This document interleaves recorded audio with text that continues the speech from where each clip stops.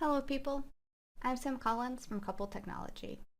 I recently had a need for a frequently asked question web part that was a bit more interactive than what I could find on the internet.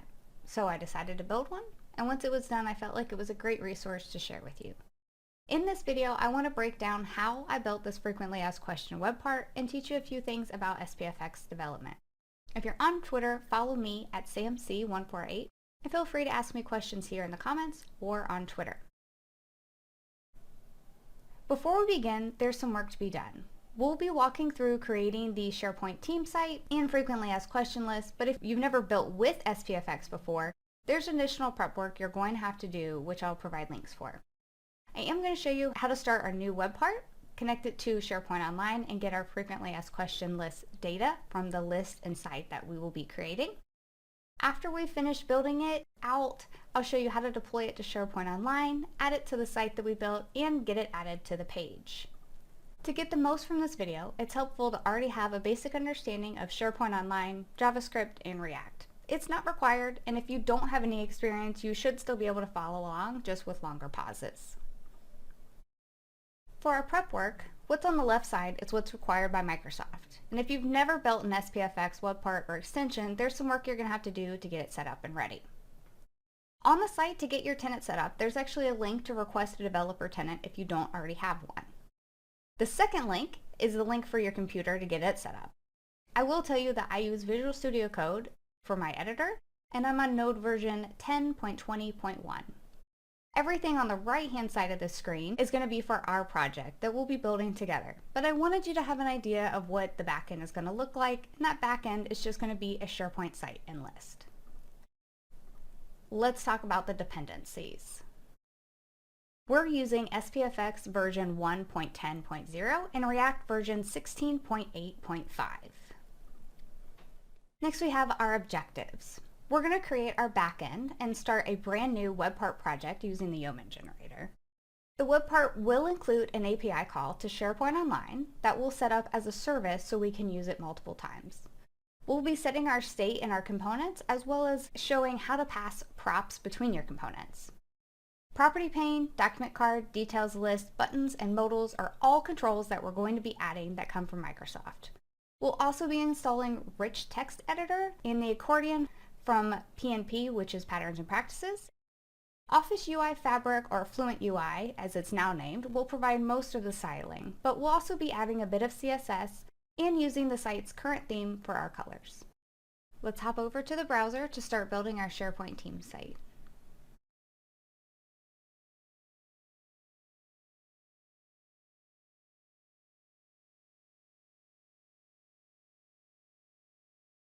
We're going to go to portal.office.com, and on the left hand side you should see the SharePoint icon. We're going to select that, and then we're going to select Create Site. We want to pick the team site, and we're going to name this site FAQ Video. We're going to leave all of the defaults and select Next. We're going to select the Finish button, and that's it. Our site is created. The only thing we're going to be doing on this site is we're going to be building a list. So we're going to come up to New, select List. We're going to start with a blank list. We're going to name it capital FAQ. If you name your list something different, just remember that, because this is something we're hard coding later on in this video. We're going to leave this box checked and click Create. Now we need to start adding our columns. We're going to have 4 columns: question, answer, category, and featured. Our question column is actually going to be our title column, and we're just going to rename it. So we're going to come up to our title column, click it, come down to column settings, go to rename.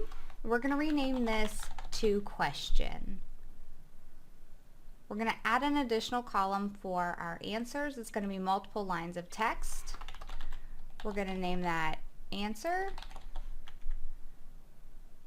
We're going to click this drop down under more options, and just so they can add things like bold font and centering text, things like that, we're going to click this Use Enhanced Rich Text to Yes, and come down to the bottom right. You can't see it, but we're going to click Save.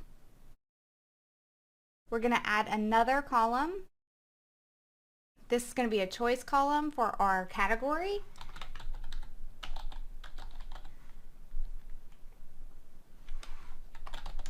Our categories are going to be work,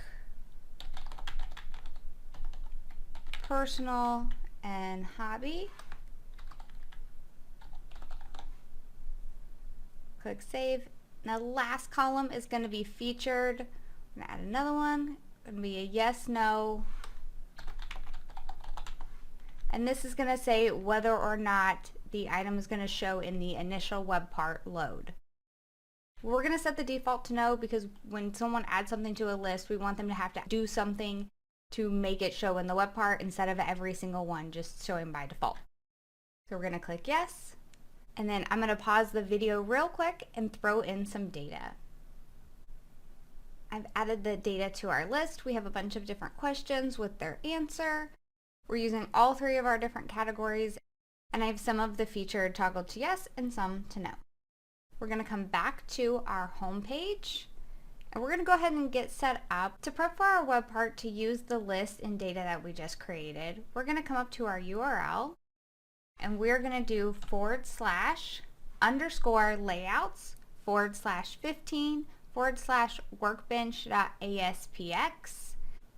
Before we jump into the code, I want to show you the web part.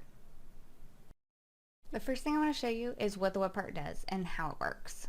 So we're going to come into edit, and you can see we can select different categories over here, and it's going to change how many are on the page and which ones are on the page. Each of the questions that are featured you can click on and see the question and the answer. And then for each category you can click on it and see not only the featured but all of the questions that are available under that category. So now that you've seen the web part and you have a little bit of an idea of what it does, let's jump in and start building it. We are going to get into Node.js and go ahead and navigate to a folder where you want this to live. And we're going to type yo at Microsoft/SharePoint. I have already browsed to a folder that I want to use, so it is aptly named, and I'm going to go ahead and hit enter because that is what I want to name it. We do want to use the latest version with the current folder. We're just doing the default for those. This is going to be a web part. We do not want to name it that. We're going to name it React Dockcard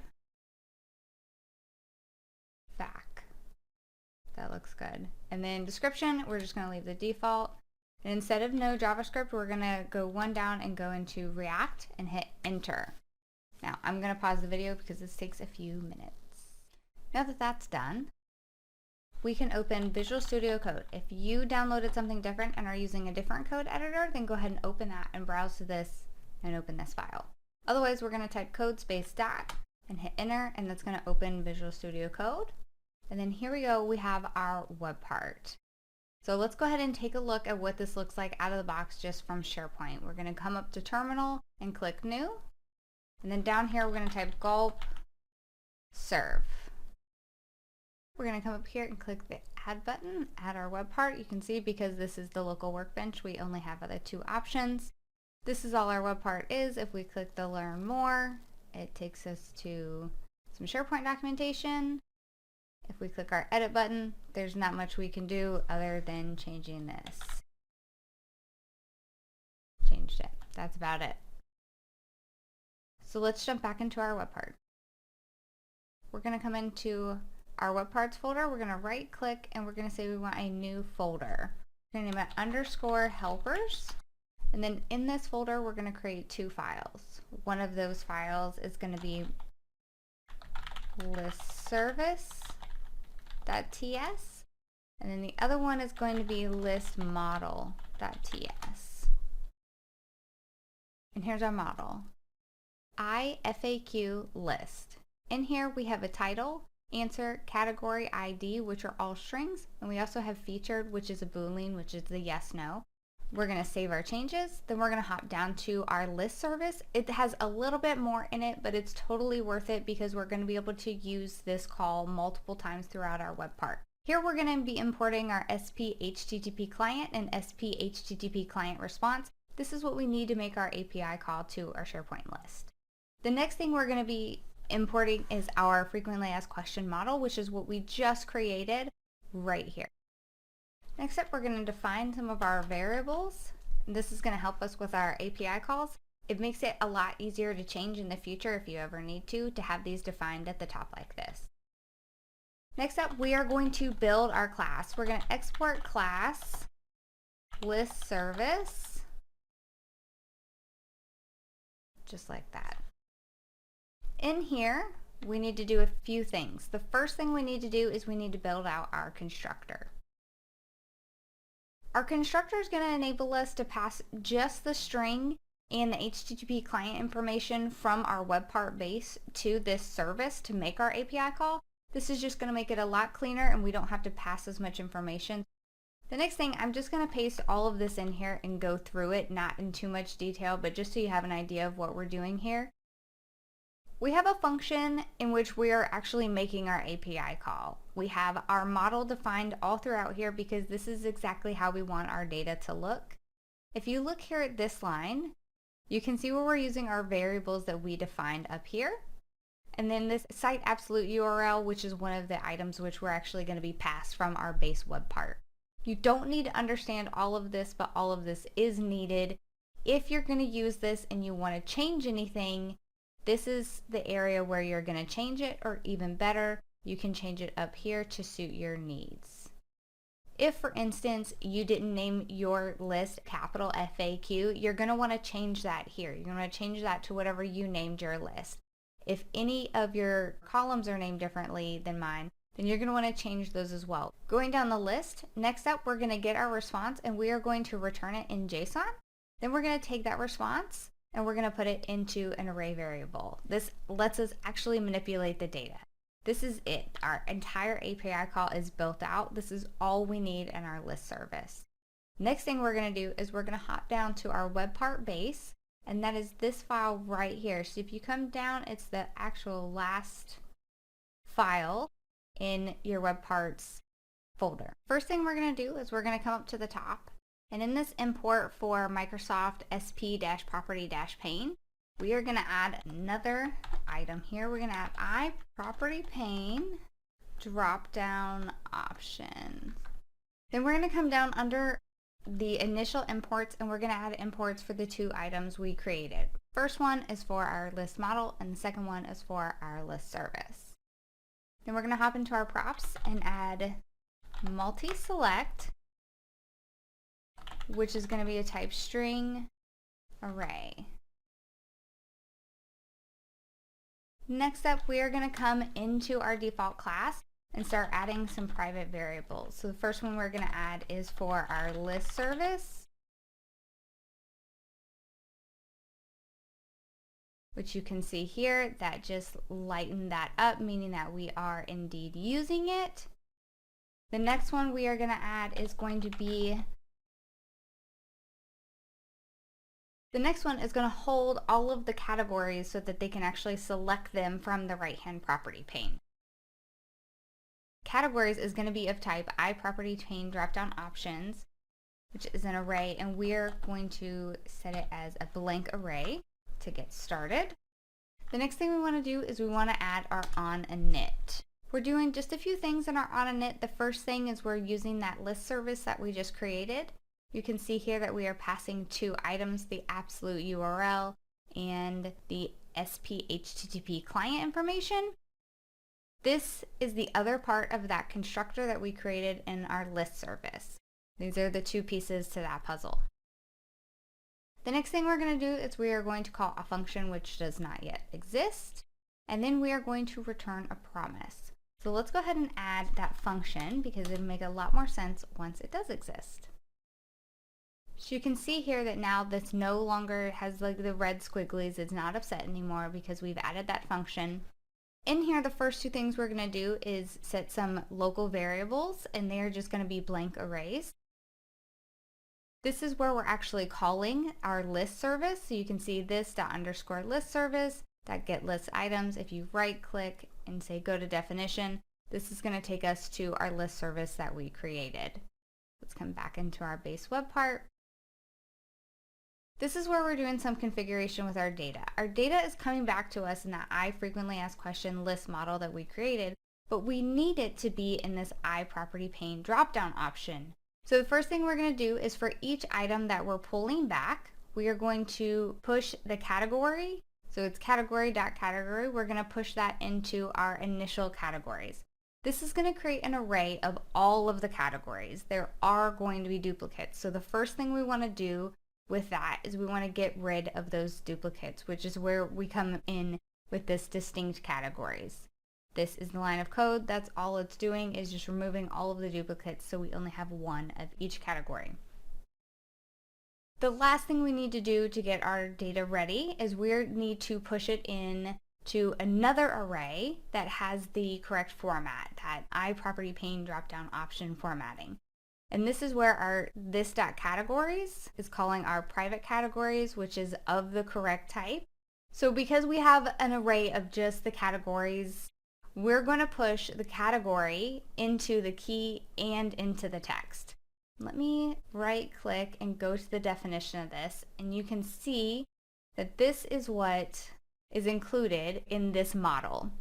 So we have key, text, index, and type. Key and text don't have a question mark beside them, and that's because they are required. So the only two things that we need here are key and text, and you can see on ours, we have quite a few more things, and none of them are aligned. They don't even have the same values. So we're going to push all of our categories into a new array, which has the properties key and text. I actually went ahead and console logged this because I knew this is something I wanted to show you when it gets going. So we're going to save this. We are going to go back to our web part, give it a refresh, and then we are going to jump into the console and see if it has logged. And I do see that something's here. We have an array with 3 items. Make this a bit bigger here. And that's exactly what we wanted. We've got the category for the key and for the text for each one of our categories. Perfect. Let's hop back into our code and start working on that property pane, because we still don't have any options going on over here. This is still just the same as it was before. So let's scroll down the page a bit. Scrolling down, and in this get property pane configuration, this is what shows in the right hand property pane when you click edit. What we need to add is actually a multi-select, and that is not something that is currently installed out of the box. So we need to stop our serve, which is Control C if you don't know, and then we're going to type npm space I @pmp/SPFx-property-controls. If there's a specific version that you want, you can go for it. We're just going to go with the latest version. We're just installing this to get it going so you can see how to work with it. I'm going to pause the video because this might take just a minute. Now that that's installed, we can scroll up to the page and we need to import it. So we're going to drop down under our last set of imports and add another line of import. It's the property field multi-select. So now that we have that we have it installed and we have it imported, now we can add it into our get property pane configuration. So right underneath this existing item, we're going to add one more. So we're going to do a comma, and that's it. That's exactly how you add it. If you Google this and look at their docs, they'll show you exactly how to use it, and you'll see that I didn't even bother to change most of the names. We have 4 different properties that we have assigned to this. We have our key, our label. Our label is actually what's going to show in our right-hand property pane that tells them what is the data underneath it. Then we have our options, which is this.categories. Let's scroll back up. You'll see this.categories, that's where we push those items in. So that array that we saw in our console log, those are the items that are going to be showing up in our options and our dropdown. The last thing we have here is selected keys. This .properties.multiselect, which if you remember, I didn't really go into much detail about it, but we added it at the beginning of the page into our properties. This is going to update when they check the box for the different items that they want in the list. So let's go ahead and save this. And again, it makes a lot more sense once you can see it. So we're going to run gulp serve space -- no browser. And that's going to stop it from opening another window every time we need to stop and start this again. So once it gets going, it didn't listen. It didn't listen. All right, so we're going to come back to our first page and we're going to refresh it. Our array is showing up at the bottom. We click edit. Do we have anything new? We don't. I'm going to go ahead and refresh the page because sometimes this can take just a moment. I don't want to sell myself short. There we go. Fantastic. Believe in yourself. All right, we've got some buttons. Well, checkboxes in a drop down. It's a weird way to select them, but I like it. With the multi-select, this is the reason that we needed this instead of using the Microsoft out-of-the-box one, because we want to be able to select more than one. We don't want to limit them to just seeing one thing at a time if they want to see multiples. Awesome, so let's hop back into our code and let's work on getting this onto this instead of this. That's ugly. To start showing our information on our page, we need to pass that information from our web part base to our React component.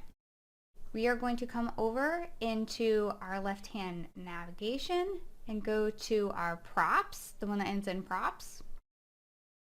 And here you're going to have an export already existing. We're going to add some information to it. The top two items, context and absolute URL, we're passing those from our web part base to our React component so that we can call our list service from our React component just like we did from our web part base. And multi-select, we're going to be passing this information from our web part base to our React component because this is our categories. This is what they're selecting in the right-hand property pane. We're going to save and then come back to our web part base. Inside, you see that we have these red squigglies because it's not happy. So we need to add that information because it's all required. We didn't have any question marks beside it. So all of that information is required.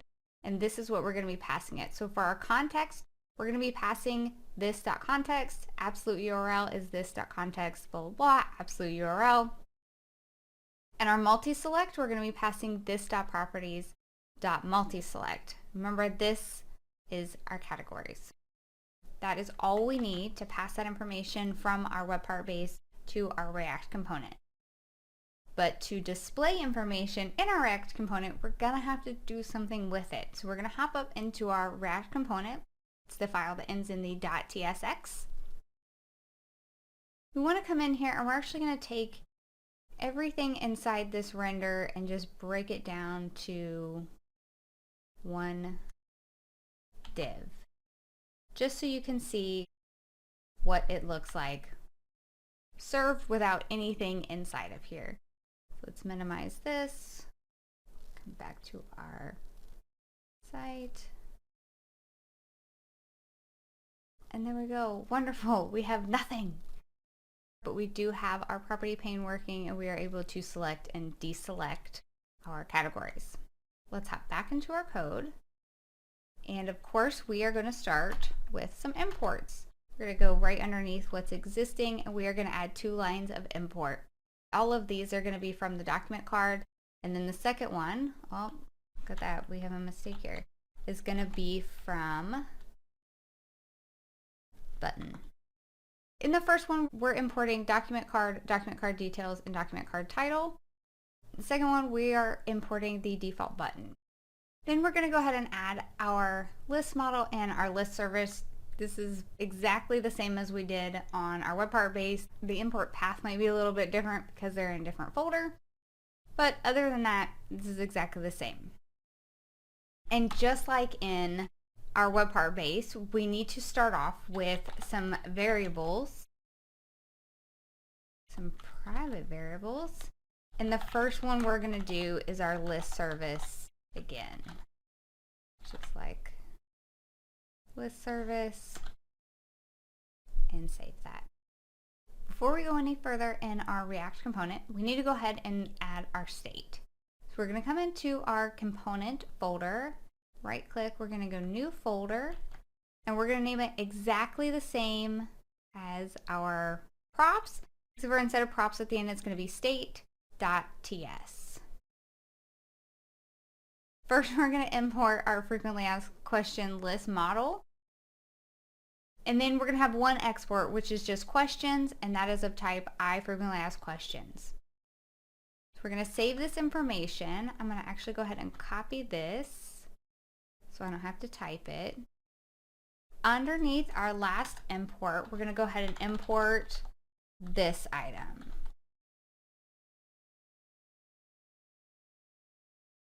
From Paris.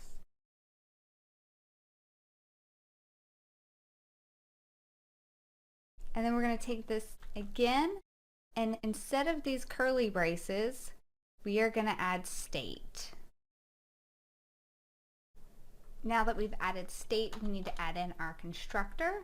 Underneath our list service, we're going to add a constructor, props, super props. We're setting our state initially to just a blank array. So our questions are empty, there's nothing in there. The next thing we need to do is when the component mounts, we need to call our list service. Underneath our constructor, I'm just going to add both of these in at the same time. So we've added component did mount and get frequently asked questions items. In component did mount, we've got two things going on. We are doing our list service exactly the same as we did on our web part base. And then we are calling a function. In the function that we're calling, it's even a little bit more simple than our last one. We're making the call. Again, we're getting our list items.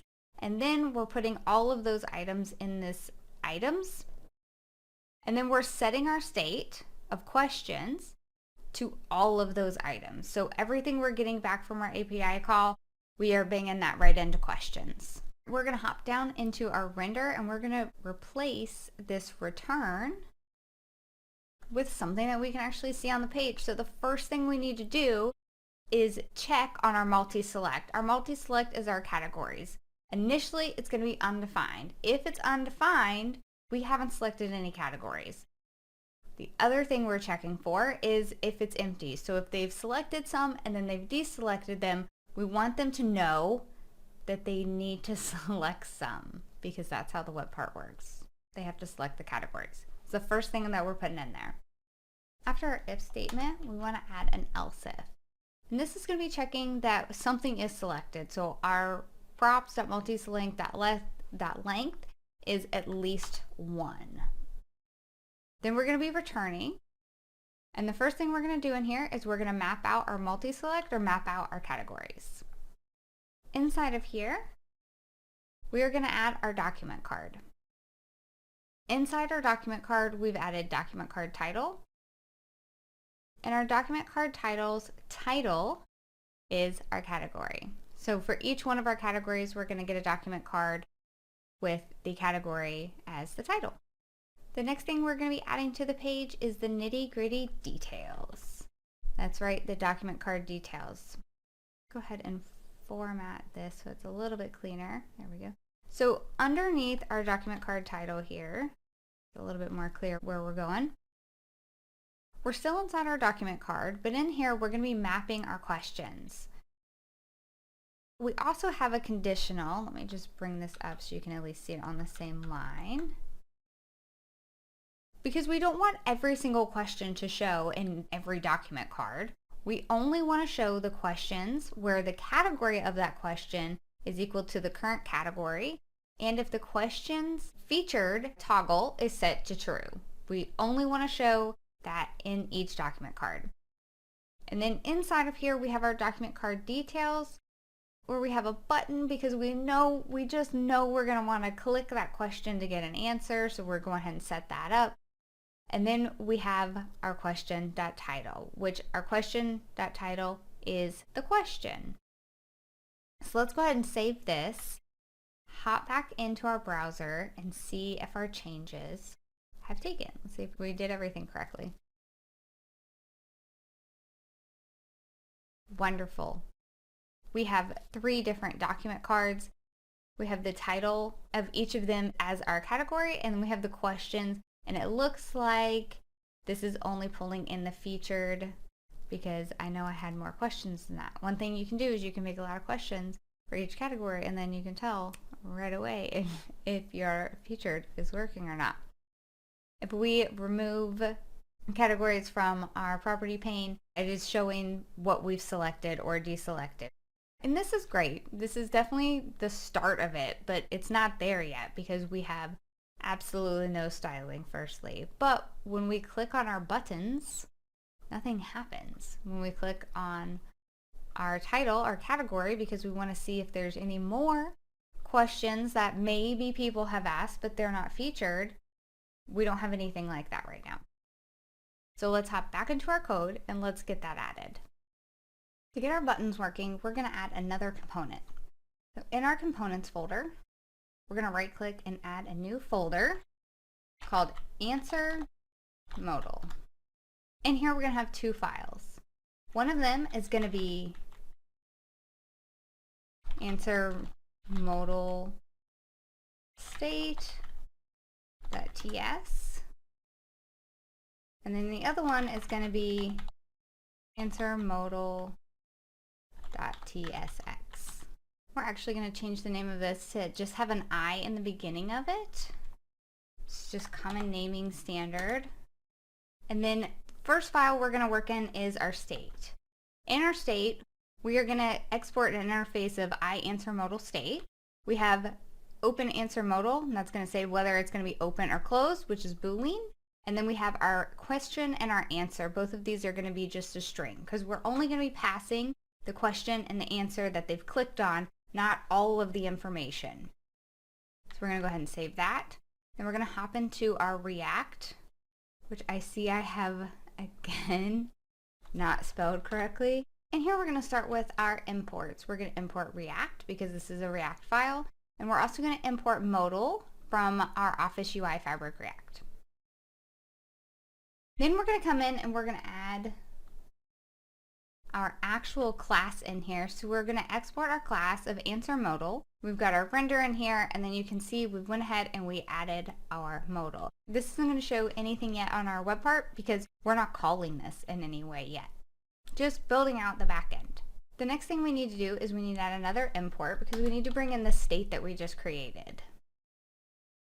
See if we can get this going here. And there it is. And then, because we're going to be using state, inside of our export class, we have these 2 curly braces. This one's for our props, and this one is for our state. So we are going to put in our state instead of those curly braces because we do need to be manipulating state for this to work. The next thing we're going to add to our page, since we've just added state, is we are going to add our constructor. Just like on our main React component, we're going to have our constructor with props, super props. This we'll get into in just 1 second, but as you can see, we still have our state, which we're setting. We're setting our open answer modal to false because we do not want that open, and then our question and answer are both going to be blank strings. Right here, we are setting a bind for 2 functions, which we have not added to the page. So let me go ahead and get those added, and this is going to make a lot more sense. The first function, show answer modal, is going to be taking in a question and an answer. When we call this function, it's going to be changing the state, it's going to be updating the state so that our question is going to be whatever question gets passed to it, our answer is going to be whatever answer is passed to it, and then whether the modal is actually open or not, our true, false Boolean that we're using to actually open our modal and close our modal is going to be set to true. So every time we call this, we're going to be passing it information and we're going to be opening it. The second function is our close modal function. In this, we're not updating the answer or the question. We're simply just setting the open answer modal to false. The last thing we're adding right now is going to be in our render. We're going to add some properties to our modal. So we have our isOpen is set to this variable. So whether this modal is open or not, we're going to change that depending on which of these functions we call. And then in our onDismiss, we're going to be calling this function, which is going to be closing our modal. Inside of our modal, what's actually going to be popping up on your screen is going to be just two divs. We're going to be showing our question and our answer. Let's jump back into our main TSX, our main React file, so we can actually call this modal function. So at the very top, we are going to start with adding our import of our answer modal. So we're going to do import, and then we'll wrap this in curly braces from answer modal / answer modal. And then we need to add a local instance of this. So we're going to do private underscore answer modal is answer modal. Then we're going to come down in our constructor underneath super props, and we are going to add a bind for the function that we are about to create. Underneath here, we are going to go ahead and just add the rest of our functions in. And come right here and add in our answer modal function. This is the function that we are going to call when we click the button in our document card to open the modal. So we need to pass information to it and we need to open it. So in our function, it's going to be taking two different items. It's going to be taking question and answer, and then it's going to be calling this .answer modal. It's our local instance, which is going to let us access the show answer modal and pass the question and answer. We still need to call this function. We've set it all up, but we haven't actually called it yet. The last two things that we need to do to get our answer modal working is we need to add a reference to it on this page in our render. Underneath our document card, we are going to add this line, which is referencing our answer modal, and it is giving it the reference information that it needs to be able to know that we could potentially be using this on this page. The last thing we need is to actually set our onClick. We're going to hop inside of our button, and onClick is actually a feature of the default button. So let's paste that in. And onClick, we are calling this function, and we are binding the information that is live right now. So we are binding question.title, which is actually our question, and then question.answer, which is our answer. When we call this, we go to definition, we're going to be calling this other function, which is on our answer modal. We go here, it's going to be calling this, so it should be taking our question and our answer, updating the state with that information, and then setting the open answer modal property to be true. So let's save all of our changes, and then we're going to hop back into our browser and see if it works. Refresh the page, and then to test this, we are just going to click a button and see what happens. Each one of these is a button, and right now it's not doing anything. We already learned that sometimes it takes a minute. And there we go. Our buttons are working. We can see that it is pulling in the correct question and the correct answer for each one of these items. And that's it. It's actually pretty simple to get your answer modal up and running. All right, what's next? We have our buttons working. They're still ugly, but they're working. So I would say the next thing is going to be that we need to be able to click on our title. Right now it's not even clickable. And when we click on it, we want to see the rest of the questions and answers that are under each one of these category headers. Let's hop back into the code and get our questions modal added. And come back in, and again we're going to get into our components folder.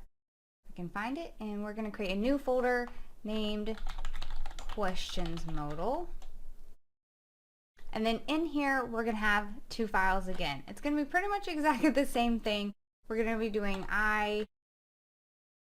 questions modal state.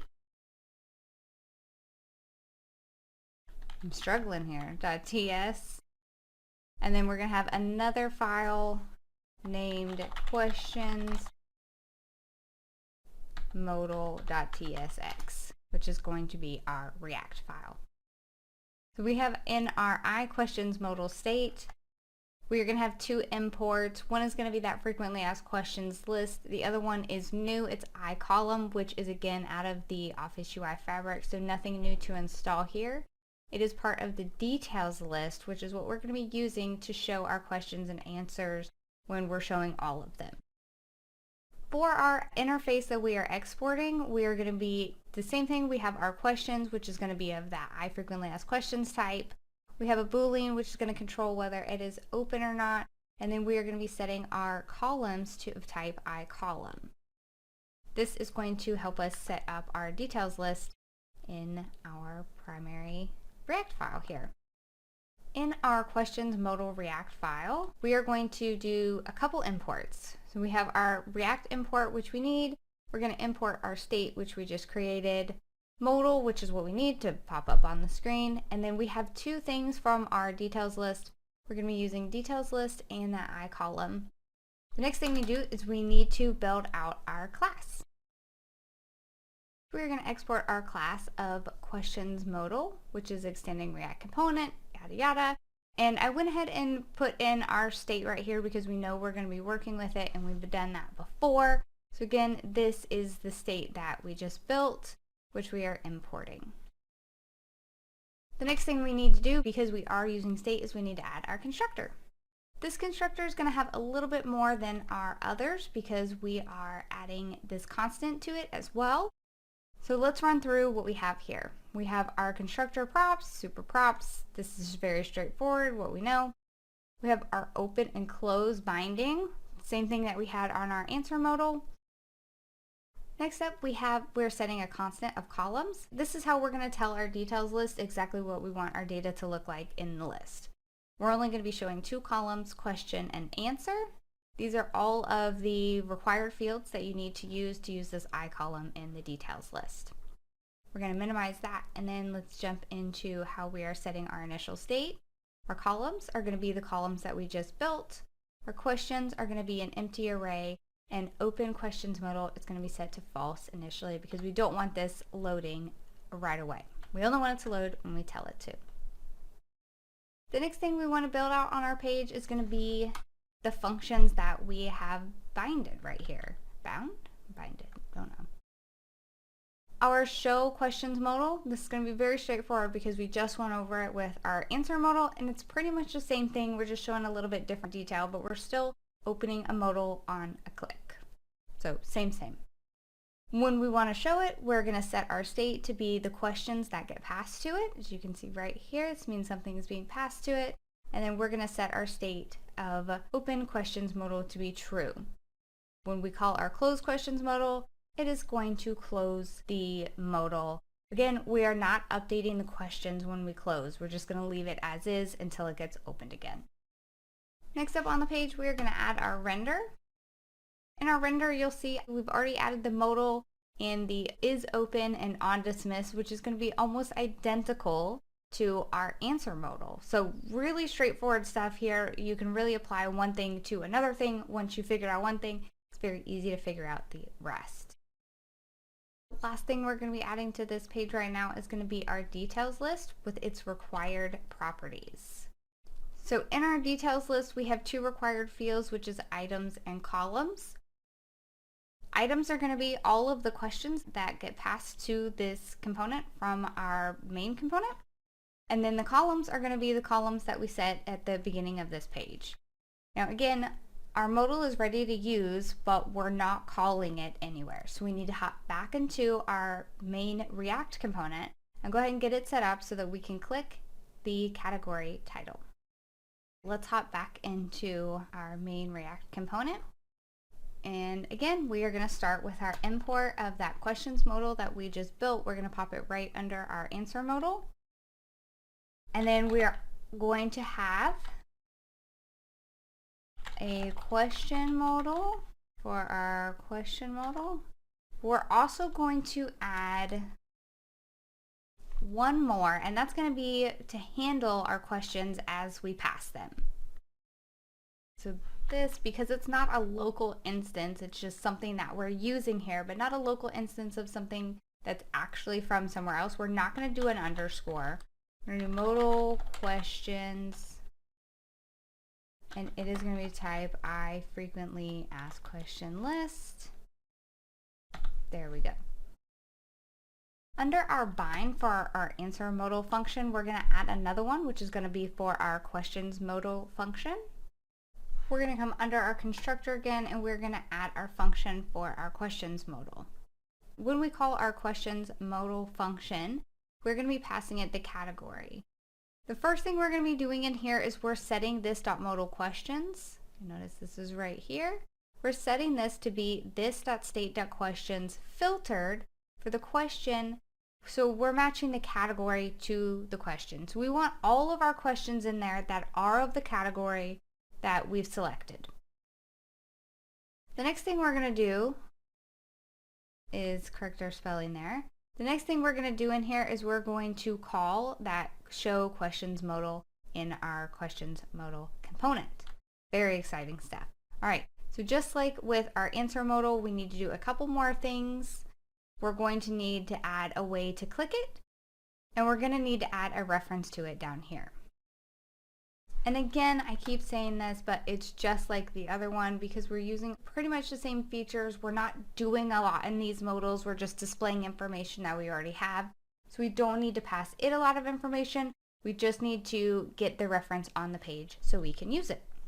The last thing we're going to be doing here is adding our onClick to our document card title. It doesn't have a property for onClick, so we're just going to add it right around it so that you will be able to click on the document card title. Let's save this, make sure we've saved everything and our errors are gone. It's looking pretty good. Let's hop into our browser again, refresh the page, and it's working.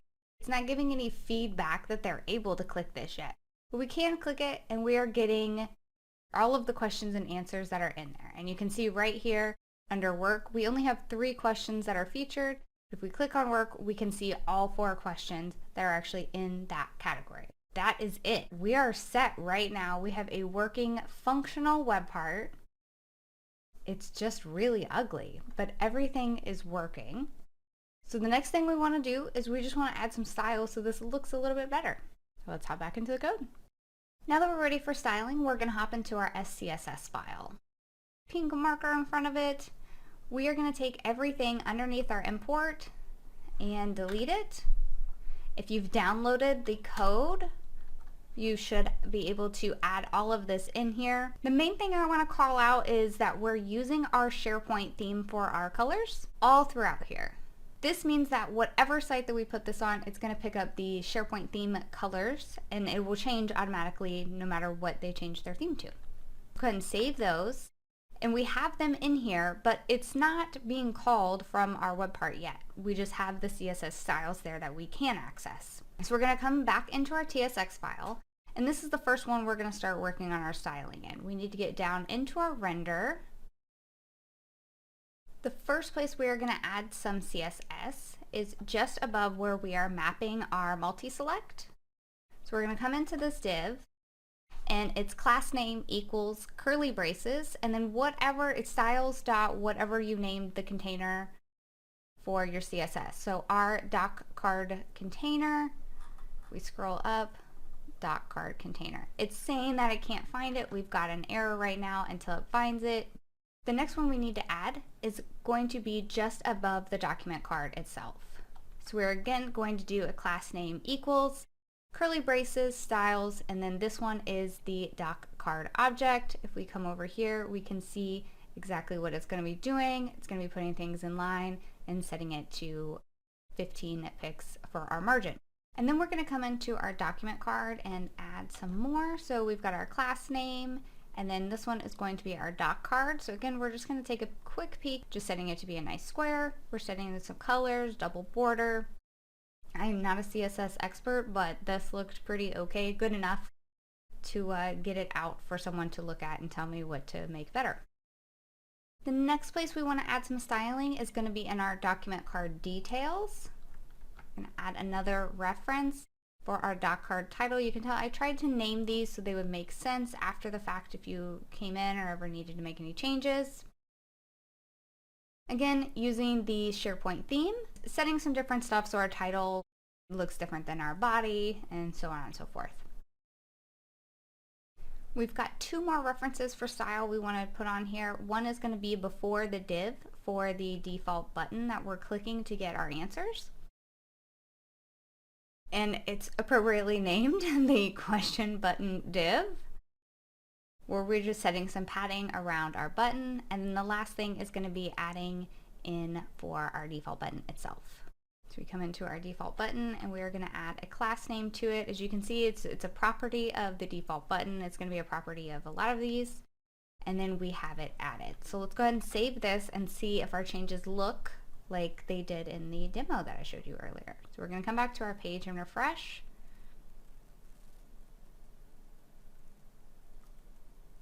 It's thinking about it. And there part of it is, it looks like something went a little sideways, at least with our title. So let's hop back into our code and see if we can figure out what went wrong there. Come back in, and it looks like this doc card should actually be under our document card title instead of where it is. It's under details. So let's save our changes after moving that. So just moved it from document card details up to our document card title, and we will refresh our page a couple of times, and there we go. See, if we click, it still is ugly and tiny, just enough. But our document cards at least have the styling that we're going for. So let's get in, and I think first we're going to work on our answer modal and make this not so ugly. So let's hop back into our code and add some more CSS. Get back into our code, and we're going to come up to our answer modal TSX file. The first thing we want to do here is, of course, we want to add an import.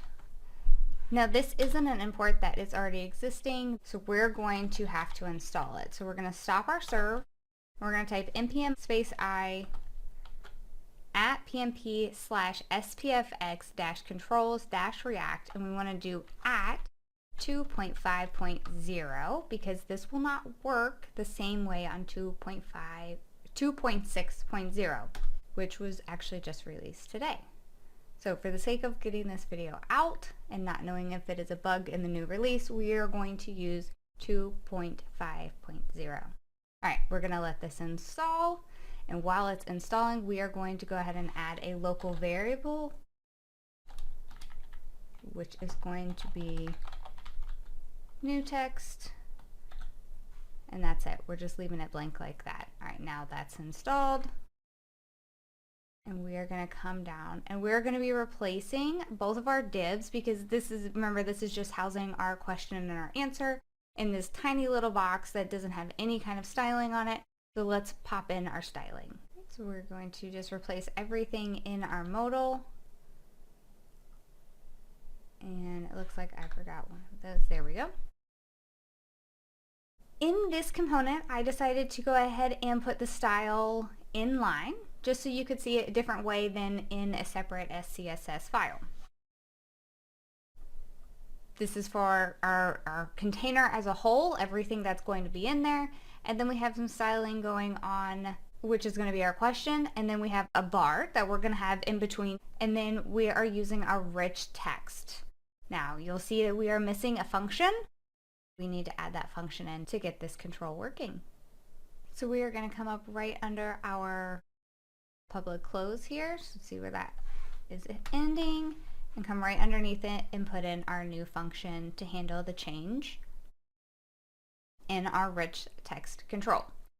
Let's save our changes, and then we're going to reserve. And because this is being difficult, I'm not even going to worry about no browser. We're just going to deal with it opening a new one. Refresh our page.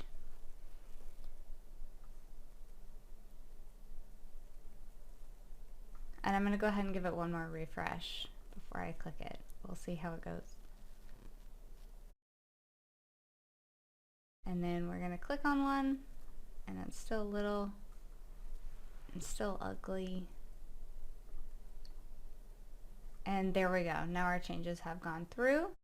As you can see, it's quite a big difference. Again, nothing super fancy, but it's much better for demo purposes, or if you're trying to at least get someone else to look at it and not say that it's gross. The last thing we need to do is get this looking better, because right now we just have this kind of plain details list. So let's hop back into the code and finish this out.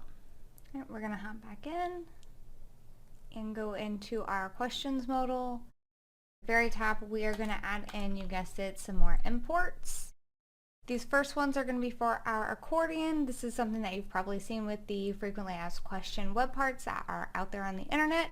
I did still want to add it because I do like the feature. I really like the functionality of it. And then we're adding in our rich text again because that's something that we want to use again. We're going to drop down to under our class export and add another private variable for our rich text. And scroll down the page until we get into our render, where we're going to add our accordion. Down in our render, let's go and clean this up so we can see what's part of our modal and what is not. We're going to get rid of our details list and add in our accordion. So we have the beginning of our accordion with just a few properties on it. We have allow zero expanded, and then a style for the width, again using the inline styling. The first thing we're doing in here is we're going to map out the questions that are in our state, all of the questions that have been passed for that category. So we're going to map those out, each question, and we're going to return an accordion item. The top part of our accordion item is going to be our heading, which is our accordion item heading. And then inside of that is going to be a button. So we have an item with a heading, and inside of our heading is our button. And in our button is going to show the question, which is the question.title. Underneath our heading is where we're going to show our answer. Right under here, we are going to add in our accordion item panel. Let me just separate this out a little bit for you. Clean up. We have our heading, which is going to hold our question, and then underneath we are going to have our panel, which is holding our answer for each one. We're using our rich text exactly the same as we did before, so you'll see that we are missing our function. So let's go ahead and add that in. Again, we're just going to put it right underneath our last function and go ahead and save. Let's hop back in and see what this looks like. So we refresh the page.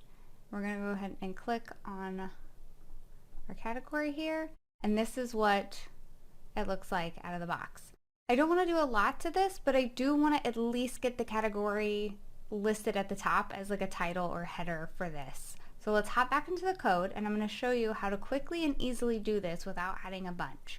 We're going to go into our question state, our question modal state, and we are going to add title category, and it's of type string. Save our changes, come back into our modal. Oh, I should have copied that.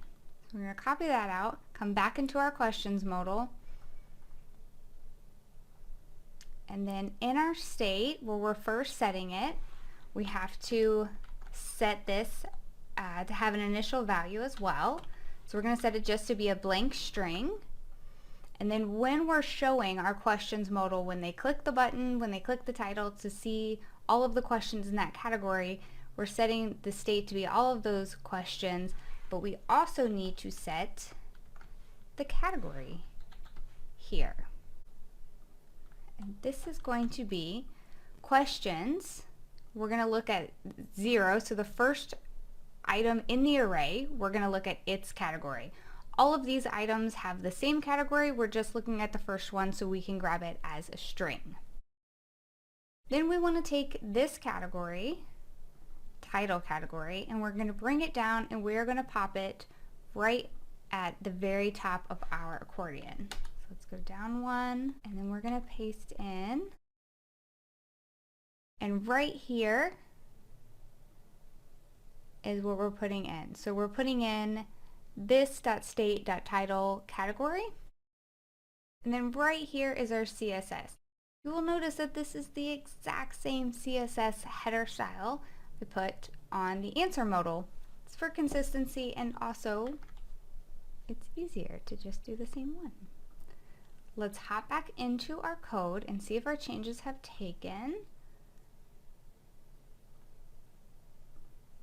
If we have, nope. Refresh it. And there we go. Now we can see a header, so we remember which category we clicked on to see those questions, and it updates with each one. Perfect. All right, let's hop back into the code. We are going to bundle and package this up so we can deploy it to our app catalog and our SharePoint Online, and then get this added to a page. I'm gonna come back down and stop our serve, and then we're gonna type gulp bundle space dash dash ship.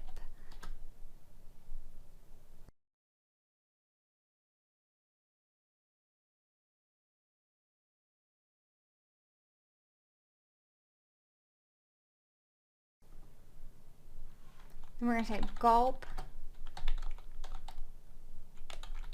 package solution space dash dash ship. The ship just lets it know that this is production code. If you don't have the dash dash ship, then you will be able to add it to your app catalog, add it to your sites, and they will only work while your gulp served, which is great for testing in a live environment. You just need to be careful. All right, now we are ready. So how do we deploy this to our SharePoint Online environment? Above our source file folder, we have a SharePoint folder. In our SharePoint folder, there's an SPFx file. We're just going to right click on that and say Reveal in File Explorer. And then from here, we're going to go and open a new browser. We have our file. This is what we're going to be uploading to our app catalog. And now we have to get to our app catalog. You're going to open a new tab and then put in your tenant-admin.sharepoint.com and hit enter. Next to the ellipses and more features, then we're going to go to the far right under apps and hit open. The top option is your app catalog. And then on the far left, we're doing the distribute apps for SharePoint. This is where our package is going to go. So we're going to take this and you're literally just going to drag and drop it in.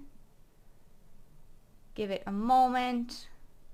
We're going to deploy. If you have deployed before, we did not select the option to have this deployable to all SharePoint sites at once. That is not there. We're just going to deploy it. And that just means you're going to have to add it to each site individually when you want to. You definitely want to wait for this to refresh. And there it goes. And then we're going to right click down to advanced. You don't need to do that because this is the first time that we've done it. All right, our web part is deployed to our app catalog. Now we need to add it to our site. So let's come back to our tab with our web part, and we're actually just going to duplicate this and then get rid of that underscore, layouts, all of that stuff we added in the beginning. So we're just going back to our SharePoint site. And then in here, we're going to go to the new and go down to app. And then it should be the latest apps that you can add. If it's not, you might have to search it. Depends on how your environment might be set up. I definitely recommend having a development tenant so you can do what you want and not have to worry about other people doing it. And then we have our app installing. So we're going to come back to our home page while that like it's going. You need to give it just maybe a minute or two. And then we should be able to add it to our page. So let's go ahead and edit our SharePoint page. Let's go ahead and try and add it right here. React Doc Card FAQ. There we go. So it's asking us to select our categories. If we select our categories, it looks like it's working. That's great. Let's go ahead and republish so we can see this live. And the questions and answers seem to be working. We know this is the same exact data because we're on the same site. So it should look the same, but you'll notice that we're not serving. So this is hosted in our SharePoint site. This is not something that's running off our local workstation. Anyone with access to this site, as long as they didn't have any kind of weird permissions blocking it, would be able to see your web part. And there we go. That's it. We added a frequently asked question web part. Definitely needs some love on the styling. Definitely a few more things that we can add to it to make it better. Would love to hear any recommendations you have or comments, questions. Thank you so much for watching my first SharePoint SPFx video, and I look forward to making many more. Have a great day.